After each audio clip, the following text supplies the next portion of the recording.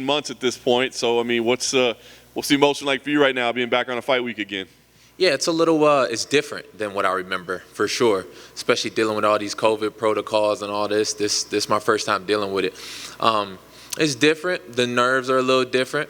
You think about it for so long, and then now it's like we really about to get in there and do this shit. So I'm excited. Nice. Welterweight, I imagine a little bit easier fight week, a better fight week for you, a little more pleasant to be around? Yeah, I'm in a little better mood, but it honestly feels the same a little bit. The nerves and everything leading up to the weigh-ins. Yeah. Do you feel like any regret that you didn't make this decision earlier to stay at welterweight? Is there any like you don't know, you're just being kind of hard-headed and saying I'm going to be a lightweight? A little bit. There was that, but I think now is the right time, and my last fight kind of showed me that too. Is now is the right time, and all this stuff that I've been through over this last year, actually weight training for the first time, and actually putting size on my body and sticking to it. It seems like this is the right one. Nice. How difficult has the time away been for you? I mean, I know you like to compete, and obviously you like to get paid too, I'm sure. So how tough has it been? Yeah, you go through. There's been a growing process for sure.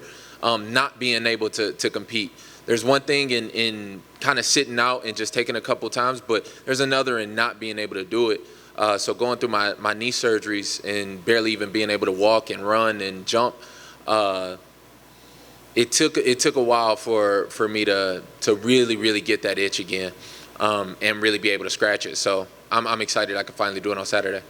I guess the benefit of a loss and some time away is maybe there's not all the spotlight attention hype at the moment. I'm sure it would come back really quickly with a little win streak, but do you almost welcome that to kind of get away from it? It seemed like the spotlight was so intense on you for a while. Yeah, that has been one of the good things about it. I was able to kind of shy away from the media. If I wanted to get out there and put my name out there, I feel like that was there, but just being able to kind of step back and kind of focus on what I needed to me, I'm making history. And I don't think I've seen anybody in the sport come back from 2 knee surgeries within a year. So that took a lot of time and focus, and I had to kind of get away from the promotion and all this side of it in order to do it right and actually put together a championship run.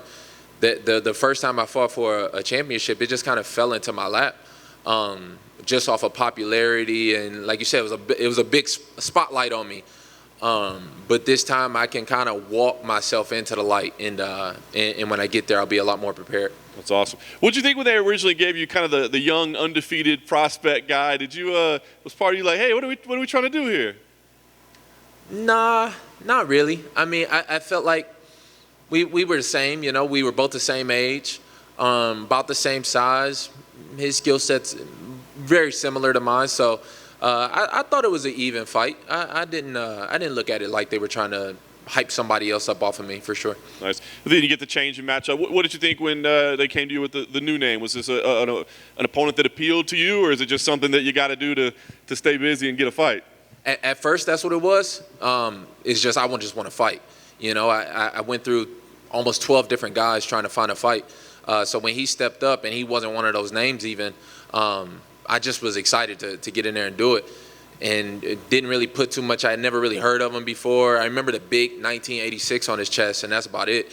But then as the fight got announced and people start calling me, and people from the streets and from the prisons that had heard of this dude before, who he built up a little street reputation, that gave me a little bit of extra motivation to go out there and get this done and really take him seriously. He's solid. He's a good Mexican southpaw boxer, and that style has given me trouble in the past, so it's going to answer a lot of questions for me. That's awesome. Last thing for me, what is the goal here, man? Is it just get back in there and get a win and get a paycheck and all that, or do you feel like you got to go in there and do something spectacular and show like, hey, I'm still that guy? I haven't gone away. Yeah, I'm not, it's never about a paycheck. It has been. This one totally isn't. Like I said, I've been away from the sport for 18 months with no paycheck, and it's fine. This one is about showing my level of skill against his. I feel like I'm already top 5 in this division, and after a good performance and really going out there and showing up as me, that's going to show.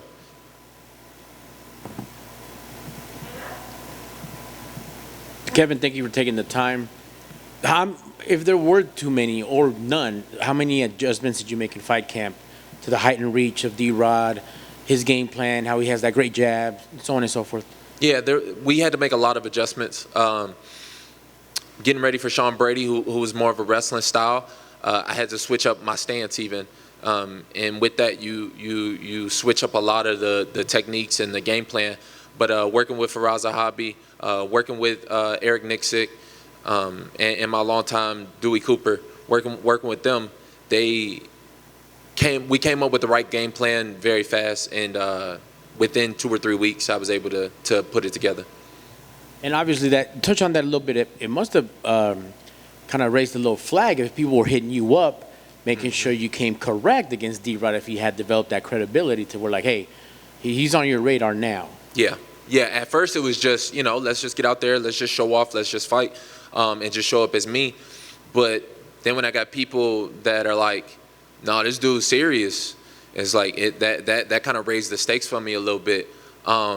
We can say what we want to about this game, but this is a fight that we getting into at the end of the day, and ain't nobody ever beat my ass, so he ain't gonna do it either. And lastly, COVID protocols, Apex, knee surgery.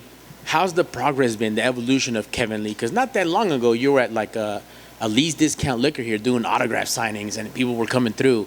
Yeah. Where are you at now, mentally, emotionally? There's been a big mental growth in learning patience and learning to trust in myself a little bit. There have been times where I've had some mental lapses in the octagon.